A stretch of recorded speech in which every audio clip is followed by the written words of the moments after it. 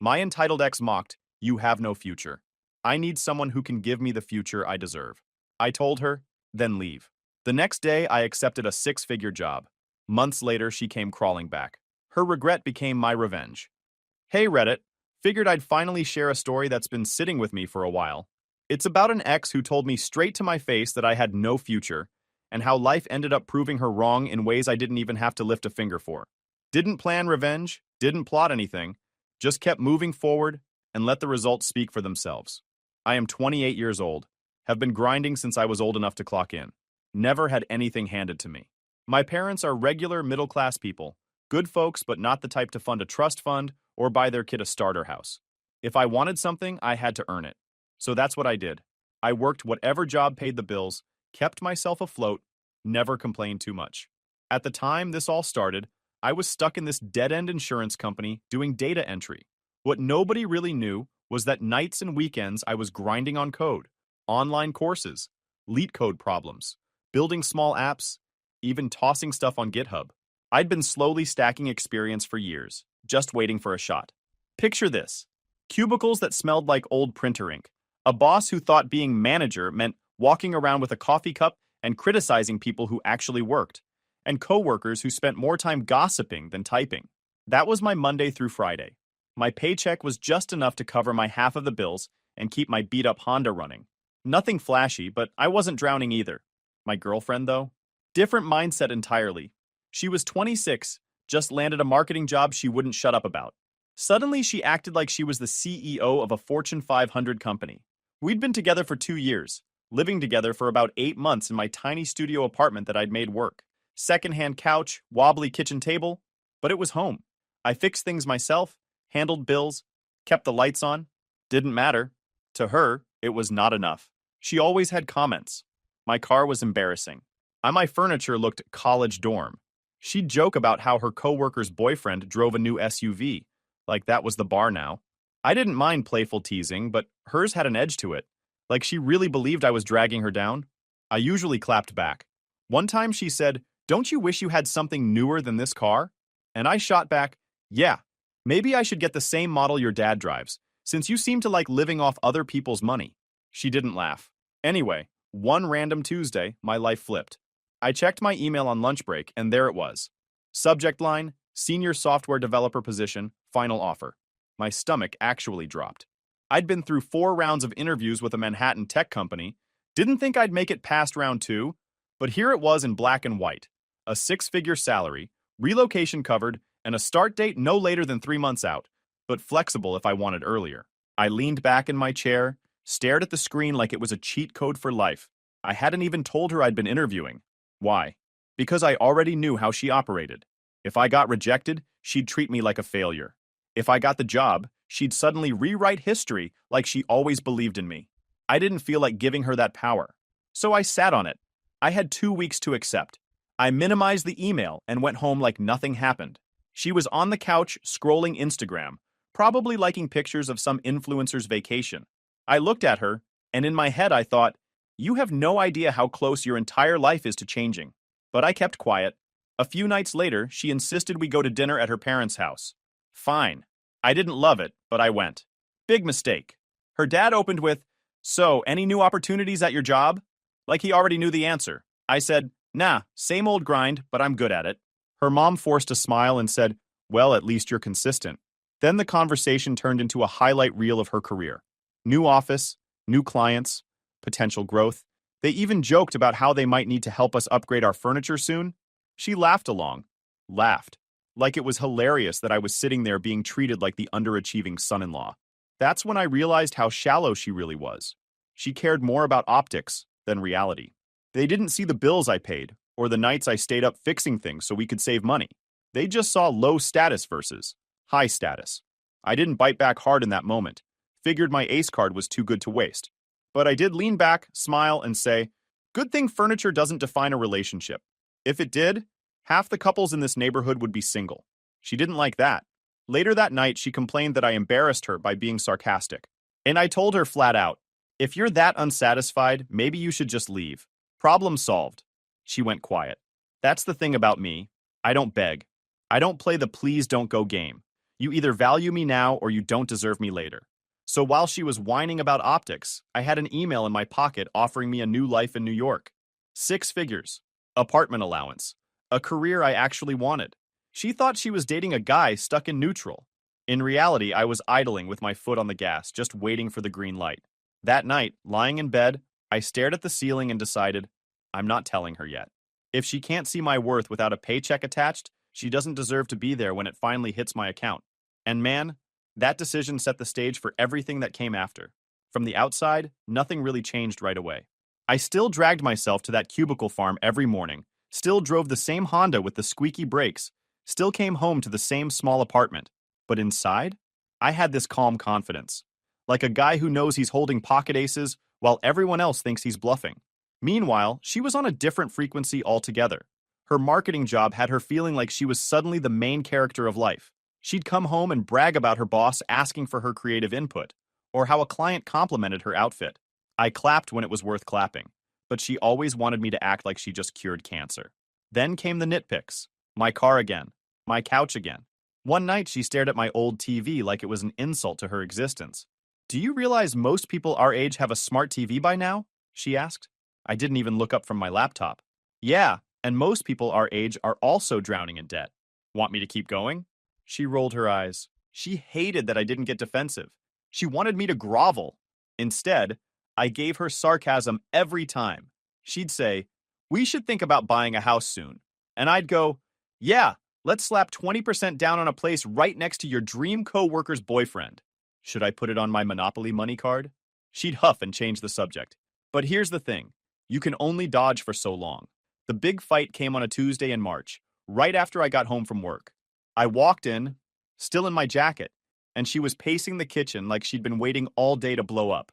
She started with small talk about her day, then it morphed into her coworker's boyfriend. Again, he just got promoted to regional manager. They're already looking at houses together. Isn't that amazing? She said, voice full of fake sweetness. I knew what was coming.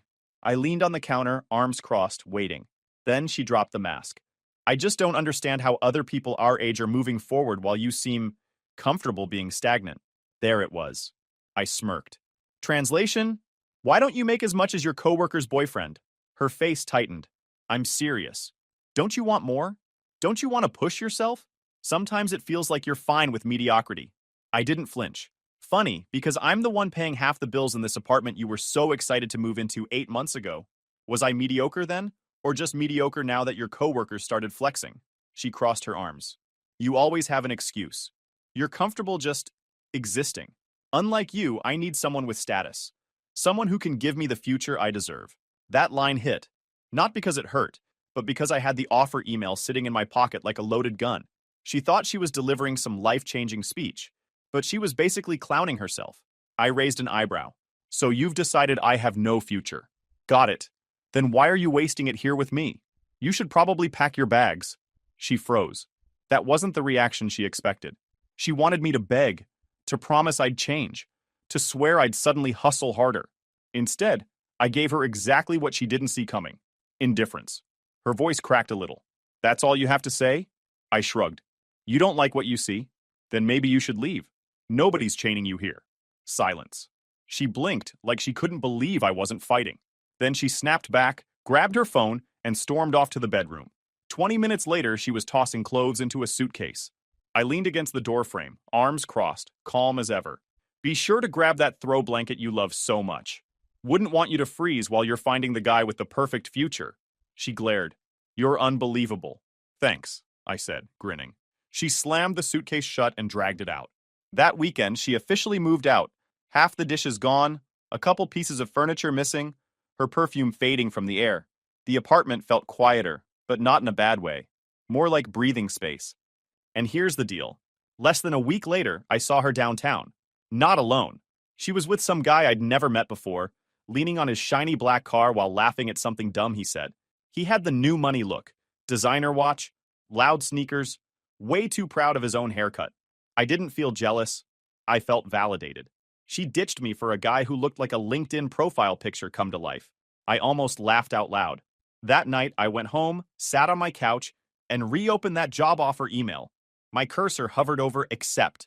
I thought back to every jab about my car, my couch, my TV, her parents' little digs, her lecture about me having no future. I closed the laptop. Not yet. Tomorrow. And for the first time in years, I felt like I wasn't just existing. I was about to win. The next morning, before I even clocked in at that miserable insurance job, I clicked accept. Just like that, my entire life shifted. I called HR right after, asked if I could start sooner instead of waiting 3 months. They didn't even hesitate, said they'd love to have me as soon as possible. That sealed it. I didn't tell a soul. Not my parents, not my friends, definitely not her. Silence was my favorite weapon. People love to talk, but me? I'd rather let my actions detonate later. Work was my first battlefield. I printed out my resignation letter and dropped it on my boss's desk. This was the same guy who once told me I was lucky to even have a job after I asked about a raise. He looked at the letter, blinked, and tried to play it cool. Oh, moving on, huh?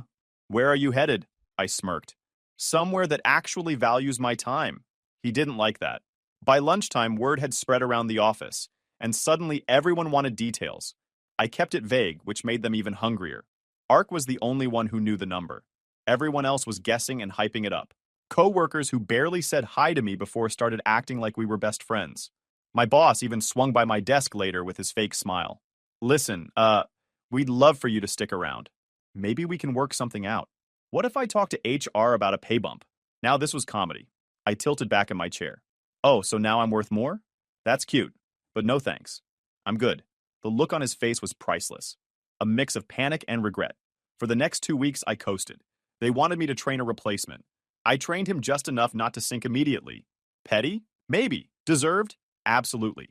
Outside of work, I started prepping for the move. Posted my couch online, the same one my ex mocked every chance she got.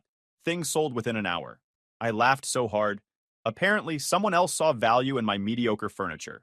I cleaned out closets, boxed up my life, and every time I taped a box shut, I imagined I was sealing away another insult she'd thrown at me. Then came the cherry on top. A buddy of mine sent me a screenshot from Instagram.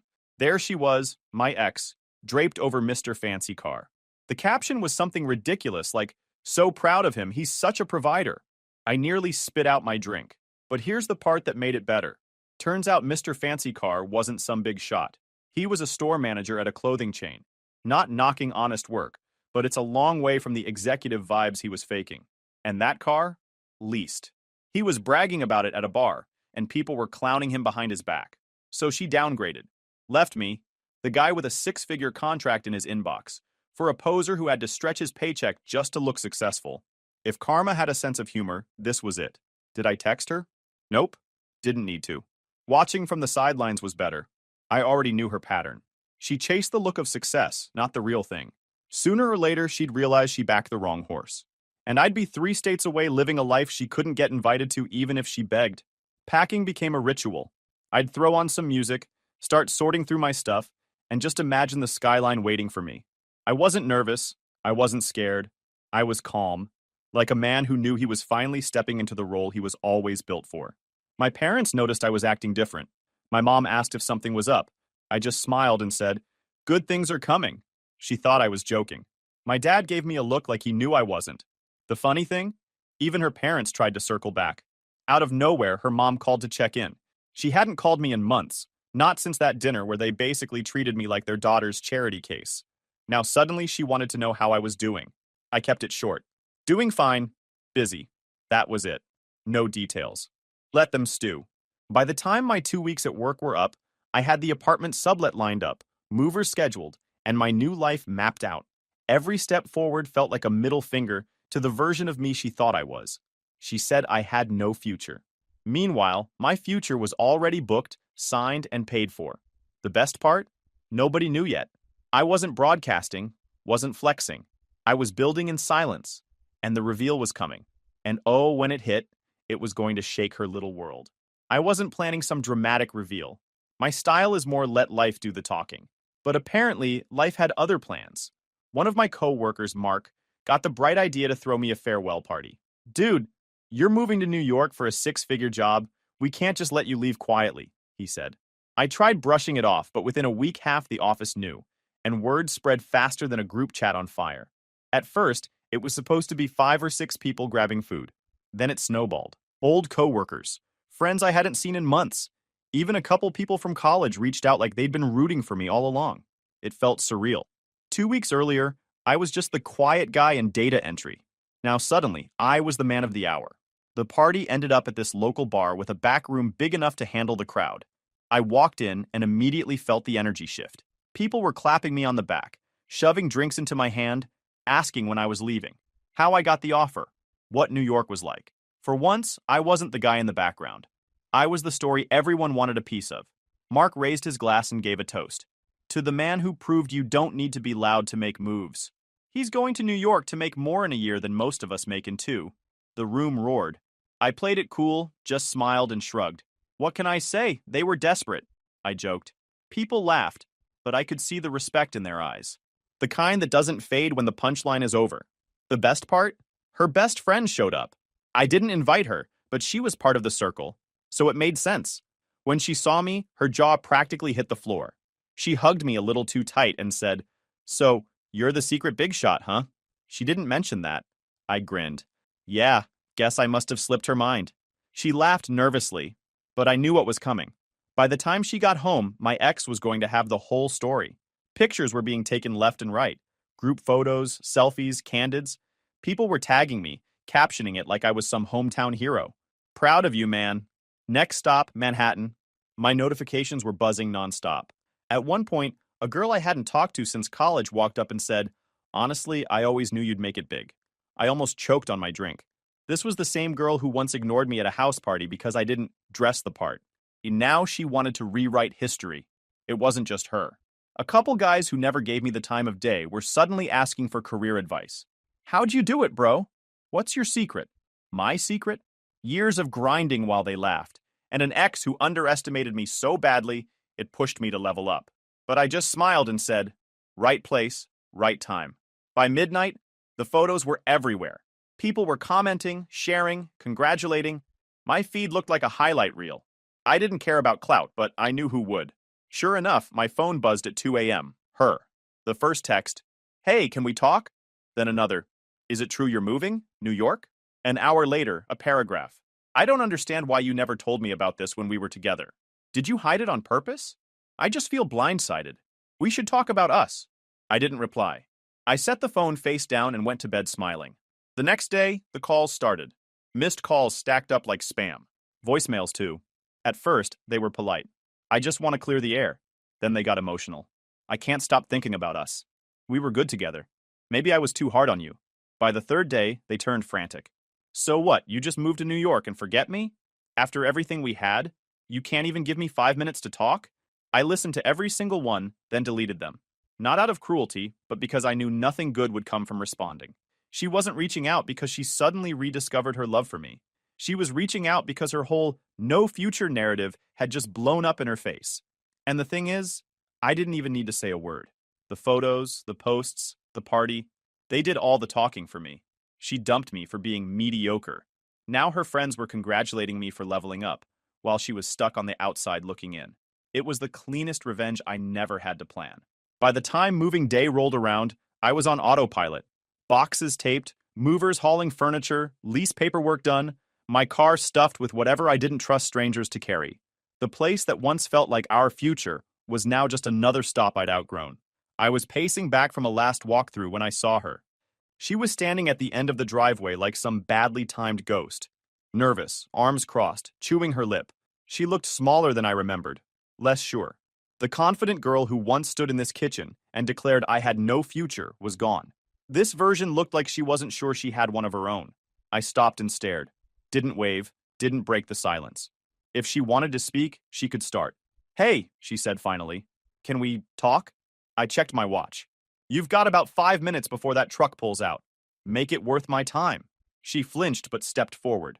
Then she launched into her speech like she'd been rehearsing it for weeks. "I'm sorry for how things ended. I was stressed. I didn't mean everything I said. I projected my fears onto you. I should have believed in you. I know I was wrong." I cut her off with a laugh. "Believed in me? You didn't lack belief. You wrote me off like an expired coupon. You told me I had no future. That's not doubt. Oh, and that's a death sentence. Now you want to act like you just misplaced your faith?" Her cheeks went red. "That's not fair. I didn't know." Didn't know what? I snapped. Didn't know that the guy who kept your rent paid and your fridge stocked might actually be capable of more than data entry? You didn't care to know. You didn't even ask. You just measured me against some random coworker's boyfriend and declared I was worthless. She wrung her hands. I was scared, okay? Everyone else seemed ahead of us, and I panicked. But I've realized we had something good. Maybe we could try again. I shook my head. You don't get to pull the eject handle and then try to crawl back into the cockpit once the jet takes off. You made your choice. Live with it. Her face twisted, desperation creeping in. You don't get it. If it wasn't for me pushing you, you wouldn't even have this job. I pushed you to do better. I lit a fire under you. So in a way, I'm part of your success. You should be thanking me. Korai laughed so hard the movers glanced over. Oh, that's rich. You dumped me. Call me stagnant. Bounce onto Mr. Least BMW. And now that I'm leaving for New York, suddenly you're my motivational speaker. What exactly should I thank you for? The insults? The comparisons? Or maybe the part where you made yourself look like a clown when the mediocre guy turned out to be a six-figure earner? She scowled. You're twisting it. I just knew you had potential, and I pushed you. No, I interrupted. You didn't push me. You pushed me away. There's a difference. And trust me, you don't get credit for my grind. That job offer wasn't thanks to you. It was in spite of you. Every time you called me average, I worked harder. Every time you mocked my couch, I built my escape plan. You weren't fuel, sweetheart. You were dead weight. Her voice cracked. That's not true. You wouldn't even have believed in yourself if it wasn't for me demanding more. I smirked. Right. And I guess LeBron should thank the guy who cut him from JV for pushing him. That's not how this works. You don't get to sabotage someone and then demand royalties when they win. Her eyes watered, but she pressed on, voice higher now. So what? You're just going to New York and leaving me here? After everything we shared? After 2 years? I leaned closer, voice calm but sharp. You left me the moment you decided a store manager with a leased car looked shinier. Don't talk about 2 years like you respected them. You torched those years for a guy who couldn't even keep up the image for 4 months. And now you're here, begging at the end of my driveway, because suddenly your safety net is gone. She went silent, chest heaving. Then, almost whispering, So you're really done with me? I grinned. Done? I was done the second you said I had no future. The only reason I even let you finish your little speech just now is because I had time to kill before the movers closed the truck. Her lip trembled. Maybe we could try again in New York. You don't have to stay here. I could come with you. It'd be different. I cut her off again. Yeah, it'll be different. Because you won't be there. The movers slammed the truck door shut, asked if I was ready. I didn't look at her. Yeah, let's go. I got in my car. She stood there, shaking, trying to hold on to whatever scraps of control she thought she had left. I rolled the window down one last time, gave her a final line she'd never forget. You told me I had no future. Funny thing is, you were right. The only future I don't have is one with you in it. Then I pulled out, left her standing in the dust. New York didn't wait for me to catch my breath. From day one, it was all motion. The company put me in temporary corporate housing while I hunted for a real place. I sold the Honda a week after landing. The subway and the occasional Uber did the heavy lifting. Within 2 weeks, I signed a lease on a Brooklyn apartment with a view of the skyline. First night I stood on that balcony, watching the city light up like a circuit board, and thought, this is what she said I didn't have, a future. Work was a different world compared to that cubicle graveyard I'd left behind. My new team actually respected me. My boss didn't just bark orders. He asked for my input, treated me like someone worth listening to. The projects were challenging in the best way. Instead of entering data like a robot, I was solving problems, building tools, making decisions that mattered. Within 3 months, I'd earned a promotion. First time in my life, someone paid me more money because they thought I deserved it, not because I threatened to quit. Outside of work, I started building a circle. A couple guys from the office invited me to lift with them at their gym. My neighbors introduced themselves instead of pretending I didn't exist. For the first time as an adult, I felt part of something, not a supporting character in someone else's story, the main role. And then, right on cue, she tried to claw her way back in. It started with texts. At first, congratulations on the new job, I always knew you'd make it. Then, happy birthday, hope you're doing okay. Then longer ones, paragraphs stuffed with nostalgia. Remember when we talked about living in a big city? I'm so glad you're doing what we always dreamed about. We? We didn't dream about this. I did. Alone. While she was busy comparing me to Mr. Regional Manager boyfriend, I was grinding. I ignored every message, which only made her escalate. Calls at random hours, voicemails that shifted between flirty, angry, and pathetic. One night I played one on speaker, while a couple coworkers were hanging out at my place. She actually said, "You wouldn't have made it if it wasn't for me pushing you. Deep down, you know your success is mine too." My buddy nearly choked laughing. I deleted the voicemail and said, "That's the voice of a woman who thought a leased car was an upgrade." But she wasn't done. Screenshots started showing up in my DMs, posts she made on social media. Stuff like, "So proud of him, I always supported his dreams." And, "Funny how people don't realize who pushed them until it's too late." She was writing essays about me like she was some ex-wife entitled to alimony. People from back home were clowning her in the comments, sending me the receipts. One caption literally read, "Behind every successful man is the woman who built him." I just shook my head. She didn't build me. She tried to tear me down, and when I rose anyway, she slapped her name on the foundation. The creepy part didn't happen until month 4. I came home late one night, after a brutal day at work, stepped out of an Uber, and froze. There she was, standing outside my building with a suitcase, dressed like she was ready for a date night. "Surprise," she said, smiling like this was some rom-com reunion. I didn't move. "What the hell are you doing here?" "I came to be with you," she said matter-of-factly. "We used to daydream about making it to New York. Now I'm here. It's fate." "We?" I laughed. "Last time I checked, you said my future didn't exist. Now you're dragging luggage to my building like we're in some Hallmark movie? You've lost it." She pouted, stepping closer. "You don't mean that. This is where we were always heading. I just got scared before, but now I see clearly. You're successful because I pushed you. We're meant to do this together." I held up a hand. "Stop. You don't get to show up uninvited, rewriting history like some deranged stalker. You didn't push me forward. You pushed me out the door. There's a difference." Her smile twitched. "Don't talk like that. I came all this way because I love you." I smirked. "You came all this way because your little upgrade couldn't keep his car payments, and now you're broke, living with your parents. You're not here for me. You're here for stability. You see me winning and you want to cut. Sorry, the ATM's closed." Her face cracked. "That's not true. You're being cruel." "Cruel." I leaned closer. "You told me I was stagnant. You laughed at my car, my couch, my life. You don't get to reappear 4 months later with a suitcase and call it destiny. That's not love. That's desperation dressed up in lipstick." She blinked hard, eyes wild. "You'll regret this. One day you'll realize I'm the only one who really knew you." I laughed. "Oh, I know you. You're the girl who downgraded to a store manager and then tried to put your name on my success when it blew up in your face. You're not my future. You're a tourist who missed the last train." At that moment, the doorman stepped out, sensing the scene. "Everything all right here, sir?" I nodded. "She was just leaving." She shrieked, "No, I'm not leaving. You can't erase me. I belong here." The doorman raised an eyebrow and gestured toward the street. "Ma'am, you need to go." She tried to cling to her suitcase like a lifeline. "This is fate. You can't just walk away from fate." I smirked as I walked inside. "Fate doesn't knock on my door with a suitcase. Fate already moved me here without you." The door shut behind me, her voice muffled in the night. Upstairs, I dropped my keys on the counter, stepped out onto my balcony, and looked out at the skyline. Peaceful. My city. My future. She said I had no future.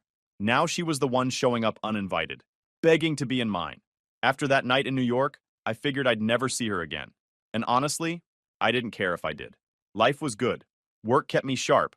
The city kept me busy. And I was stacking wins left and right. I'd built a rhythm that didn't include her shadow anymore. Then a year passed, and I had to fly back home for my cousin's wedding. I wasn't excited about going. Hometowns have a way of feeling smaller once you've outgrown them. But family's family.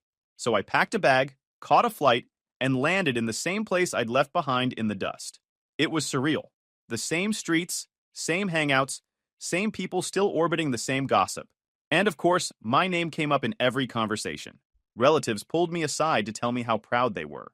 Old friends asked about the city like I was some celebrity. It felt good, not gonna lie. But the moment I knew was coming came fast. Whispers about her. "She's been asking about you," one cousin said. "She talks like you two just needed time apart," another added. I just smiled and kept it moving. Let them speculate. I wasn't about to waste energy on rumors. The wedding day was classic small town.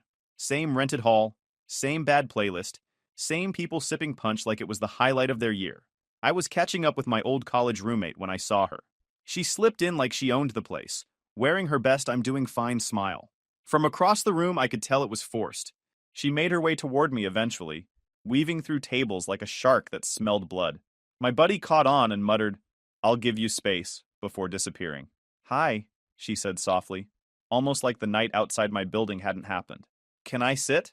I gestured at the chair. "It's a free country." She sat down, folded her hands, and stared at me like she was trying to read a language she'd forgotten. "You look good. New York suits you." "Yeah," I said flatly. "It does." She tried again. "I've been working a new job. Not as exciting as yours, obviously, but stable. I'm getting back on track." I nodded once.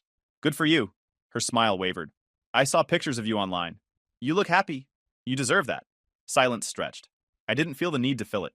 She finally leaned forward. "I just wanted to tell you. I was wrong. About everything. I didn't see what I had. I thought I needed more, and I ended up with less. I regret it." I leaned back, arms crossed. "That's nice. But let's be clear. You don't regret losing me. You regret losing the perks. You regret misjudging the bet. There's a difference." Her eyes watered, but I kept going. "When you walked away, I didn't chase. That should have told you everything. You weren't worth fighting for. Not then, not now." She shook her head. "I know I messed up, but can't we at least be friends? We had history." I laughed. "Friends? You think I want to swap memes with the same girl who told me I had no future? No thanks. I'd rather have fewer friends and zero anchors." Her face crumbled. "You don't mean that." "I mean every word. Look around." I gestured to the hall. "You're sitting here clinging to the past while I'm flying in from a city you couldn't survive a week in. That's not an insult. It's just reality. You're stuck in rewind. I'm on fast forward." She sat there frozen, no comeback, no defense. Finally, she whispered, "I hope one day you'll forgive me." I stood up, straightened my jacket. "There's nothing to forgive. You made your choice, and I made mine. This is me living with it." I walked away, left her sitting there while the DJ switched to another cheesy love song.